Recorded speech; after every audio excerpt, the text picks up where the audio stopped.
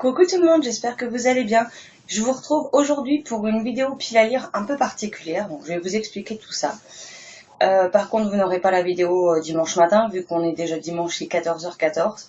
Je vous la filme qu'aujourd'hui, parce que cette semaine, entre le fait que je suis extrêmement fatiguée, que j'arrive pas à dormir les nuits, et le fait qu'on n'a pas arrêté de courir dans tous les sens, d'avoir des imprévus, j'ai pas pu beaucoup bosser sur le blog, ni lire. Et encore moins pré-filmer mes vidéos, donc là je vais essayer la semaine prochaine, j'ai déjà un point lecture à vous filmer, j'en aurai probablement un deuxième voire un troisième à vous filmer dans la semaine, donc vous risquez d'avoir pas mal de points lecture d'affilée, j'espère que ça ne vous posera pas de problème. Après, pour en revenir à ma pile à lire particulière, c'est une pile à lire où il faut que je déstocke un maximum de livres avant la fin du mois. Certains avant le 20 mai, le jour des Imaginales, donc ce sera la première partie de la pile à lire que je vais vous présenter, et d'autres d'ici la fin du mois, parce que c'est des livres pour des challenges, pour le comité de lecture, ou des services presse, et je sais plus ce que j'ai fait, ma feuille elle est là, voilà. Donc il y a quand même pas mal de choses, j'ai pris beaucoup de retard, et en plus de toute façon c'est des livres qui me font vraiment envie, donc c'est pas non plus, je vais pas me forcer, je veux dire. C'est vraiment des livres que j'ai envie de découvrir, et que j'ai très envie de lire ce mois-ci, donc voilà. Donc on va commencer avec les 2, 4, 6, 8, 10 livres pour les Imaginales, donc le 20 mai. Donc j'arriverai jamais à lire toute la pile, ça m'étonnerait beaucoup, mais j'aimerais beaucoup avancer dans cette palle. Donc on a Les Talons hauts rapprochent les filles du ciel d'Olivier Gay, publié chez Le Masque en Poche. Donc c'est le premier tome de sa série Fitz. Après on dit Fitz, mais parce que c'est le nom de l'enquêteur, mais je ne sais même pas si la série s'appelle Fitz. Enfin bref. J'ai beaucoup aimé Le Nord est ma couleur d'Olivier Gay, qui est là-bas tout en haut. J'ai beaucoup aimé aussi Faux frère vrai secret, même si j'ai moins aimé que Le Nord est ma couleur. Et il me tarde de découvrir sa série policière. Et par la suite, je m'attaquerai aux épées de glace et à la main de l'empereur en fantasy. Et vu que c'est un genre sur lequel je commence tout juste, je préfère attendre un peu.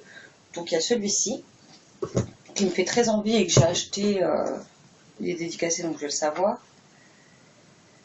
aux Alénales en 2015. Ensuite, on a Souvenir perdu, le tome 1, Étrangère de Samantha Bailly, publié chez Syros. Donc là, c'est pareil, il date de 2014. Donc il serait temps que je le lise, surtout qu'elle est aux Imaginales. Et puis la poésie d'écriture, comme d'habitude, est bien grosse, donc ça ne devrait pas me prendre trop de temps. Ensuite, on a il me semble l'avoir vu dans la liste des auteurs des Imaginales. Je vérifierai quand même, parce qu'il y a des noms qui ont disparu, d'autres qui ont été ajoutés, donc je vérifierai. Mais si jamais elle est bien dans la liste, je lirai Le Grand Saut, le tome 1 de Florence Hinkel, publié chez Nathan. Donc voilà, là c'est pareil, la police d'écriture, j'ai envie de vous dire. Voilà, hein, c'est du Nathan, donc on sait à peu près à quoi s'attendre. Bon, après, mon exemplaire est un peu esquinté là. Je sais pas si vous avez été à voir. Puis il est déchiré derrière, mais bon, tant pis, c'est pas grave. Si elle y est, je vais le lire, comme ça je pourrai en parler avec elle. Ensuite, on a un livre que j'ai acheté le mois dernier justement pour les Imaginales. Il s'agit de Sang de lune de Charlotte Bousquet dans la collection Électrogène chez Girlstream. Donc c'est une dystopie en un tome, comme tous les livres de cette collection. Donc j'aime beaucoup la couverture dans ses coloris. Et ouais, ça me tente pas mal. Et puis comme ça, je vais y arriver.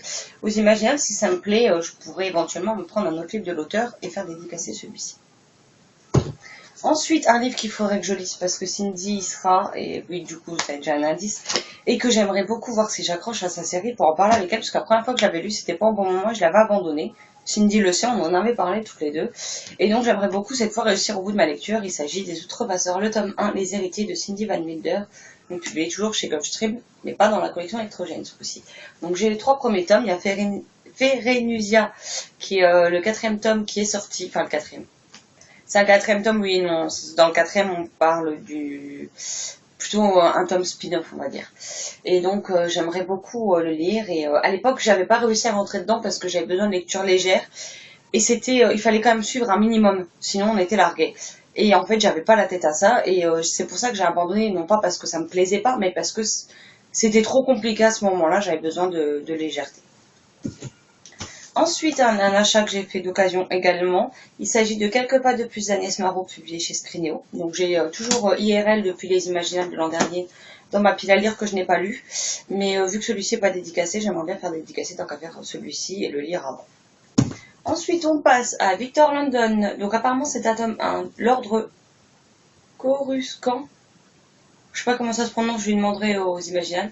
Publié chez Scrinéo et de Patrick Maxpert. Donc j'ai les 5 tomes de sa série Les Hauts Compteurs, écrit avec Olivier Perru, si je dis pas de bêtises, dans ma pile à lire, dont le premier tome est dédicacé.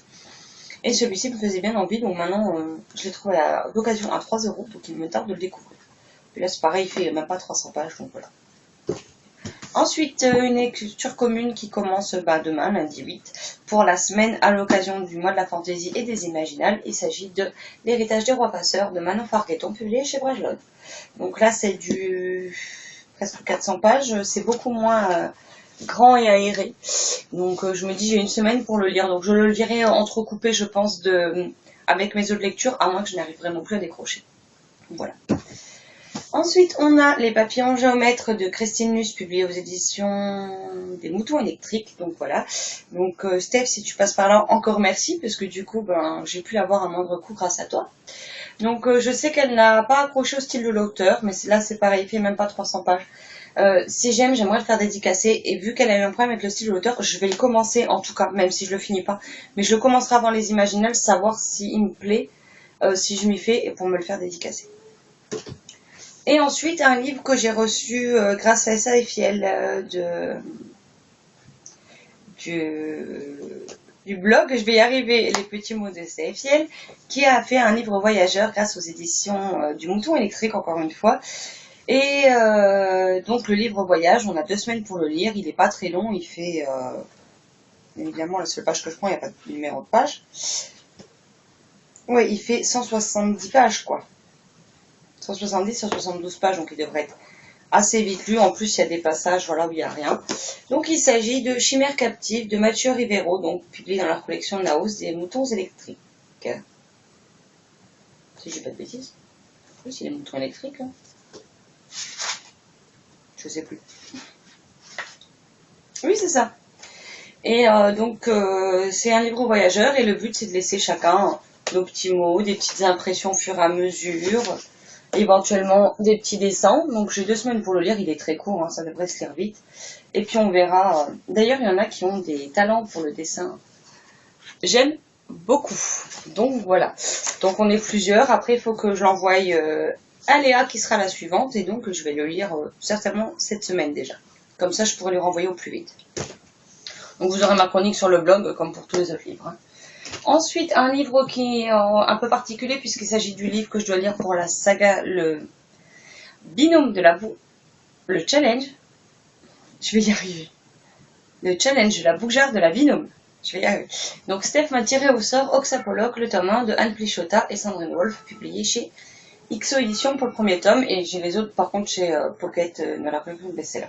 Donc là par contre il est quand même, j'ai presque 500 pages, donc j'espère avoir le temps de le lire, mais là j'ai un doute. Et puis il était dédicacé, j'avais fait dédicacer au livre sur la place à Nancy en 2014, puisque c'était la même date que pour Samantha Bailly. Et ensuite il me reste des services presse, des livres du comité de lecture, donc on commence tout de suite avec Je vous sauverai tous de Émilie Fraîche, publié chez Hachette Roman. Donc c'est un livre sur l'embrigadement qui me fait assez peur, donc on verra. On a ensuite Les pluies, le tome 1 de Vincent Villeminot, publié chez Fleurus, un livre qui me fait envie depuis sa sortie et que je suis très très très contente d'avoir. On a Comment maximiser enfin ses vacances de Anne Persin, donc qui est le tome 4 de la série de comment quelque chose. Le premier c'est Comment bien rater ses vacances, Comment bien gérer sa love story, Comment devenir une rockstar ou pas, et enfin celui-ci. Donc je me suis renseignée parce que vu que c'est un tome 4 et que je n'ai pas lu les premiers, on peut tout à fait le lire sans avoir lu les précédents, parce que le personnage nous fait pas mal de rappels et ce genre de choses, donc on ne sera pas perdu. Donc ça me rassure pour le livre. On a aussi Rêve du Tika de Rose Naro, publié aux éditions de L'Homme Son Nom, avec pareil, comme la collection électrogène des tranches bleues, enfin de la couleur du livre, donc j'aime beaucoup. On verra ce que ça donne. Ensuite, un service presse reçu grâce aux éditions Bayard et à Booknode, un peu la masse critique de Babelio, mais en format Booknode. Donc il s'agit de I Am Princess X de Chéri Priest, donc publié chez Bayard. Donc là c'est pareil, hein, il fait 300 pages, c'est écrit gros, il y a des pages de BD, il y a des illustrations, donc ça devrait vite être lu. Ensuite on a pour le comité Javal Arc-en-Ciel de Erwan Chi, publié chez Nathan. Pareil, un livre qui me fait envie depuis sa sortie et que je n'ai toujours pas réussi à me plonger dedans. Ben, c'est pareil, hein, c'est du Nathan, donc ça peut être vite lu en une journée ce livre. On a La seule chose qui compte vraiment de Nathalie Sommers, publié chez Fleurus une nouvelle fois. Donc voilà. Donc là c'est pareil, hein, c'est espacé. L'avantage c'est que même s'il y a beaucoup de livres dans ma pile à lire, il y en a beaucoup qui devraient se lire très vite. Ensuite on a Les belles vies de Benoît Mainville, publié aux éditions Sarbacane. Donc là par contre c'est beaucoup plus compact tout d'un coup. Mais bon, mais il est assez court, hein, je veux dire, il fait 240 pages, 130 pages. Donc voilà. Et le dernier, il s'agit de Marquise de Johan Richoux, publié toujours chez Sarbacane. Donc j'ai vu passer l'avis de April the Seven sur ce livre, et apparemment il est quand même pas mal, donc il me tarde. Et on passe maintenant aux derniers livres qui sont en numérique, donc je vous insère les couvertures ici. On a L'abominable ours câlineur, publié chez Nats Éditions. On a L'antichambre des souvenirs de Iman, et je ne m'amuserai pas à prononcer son nom. Je vous le laisse là parce que je l'ai plus en tête et j'ai peur de dire une bêtise. Donc publié aux éditions Plume Solidaire. On a Toute une éternité de Valérie Mas, publié aux éditions Livrebook. Et pour finir, le dernier, il s'agit du Secret de Snowcroft, le tome 1 de Christy Snow, publié aux éditions Juno Publishing France. Donc comme vous pouvez le voir, ça me fait une sacrée pile à lire puisque j'en ai 2, 4, 6, 8, 10, 12, 14, 16, 18, 20, 22, j'ai 24 livres et on est le 7 mai, donc il me reste jusqu'à la fin du mois. Donc j'ai à peu près 3 semaines. Plus de 3 semaines. Donc on verra bien ce que ça donne, hein, même si je lirai pas tout, je vais essayer d'avancer en tout cas au maximum dans cette pile à lire. Donc c'en est tout pour cette vidéo. N'hésitez pas à me dire si vous avez lu certains de ces livres, ça me motivera peut-être à plus facilement les sortir de cette palle et à les faire passer en priorité. Ou s'il y en a certains que je vous ai donné envie de découvrir.